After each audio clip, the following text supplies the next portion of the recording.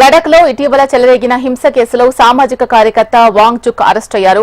లడక్ కు రాష్ట్ర హోదా కల్పించాలని డిమాండ్ చేస్తూ కొద్ది రోజులుగా నిరసనలు కొనసాగుతున్నాయి. అయితే ఈ క్రమంలో ఈ నెల 24న నిరసనలు ఉద్రిక్తంగా మారాయి. ఒక్కసారిగా రోడ్లపైకి వచ్చి నిరసన తెలిపారు విద్యార్థులు. వారిని అడ్డుకునేందుకు పోలీసులు ప్రయత్నించడంతో ఆందోళనకారులు రెచ్చిపోయారు. సీఆర్పీఎఫ్ వాహనంతో పాటు బీజేపీ కార్యాలయానికి నిప్పు పెట్టారు. అనంతరం పోలీసులు లాఠీచార్జ్ చేశారు. ఈ ఆందోళనలో 4 ప్రాణాలు కూడా కోల్పోయారు. అయితే ఈ అల్లర్లకు సామాజిక కార్యకర్త వాంగ్ చుక్ చేసిన ప్రసంగమే కారణమని లడక్ పోలీసులు ప్రాథమిక నిర్ధారణకు వచ్చారు.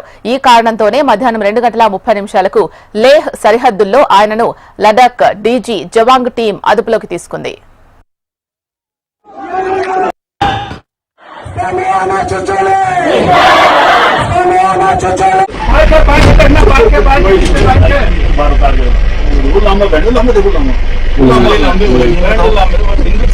लंबे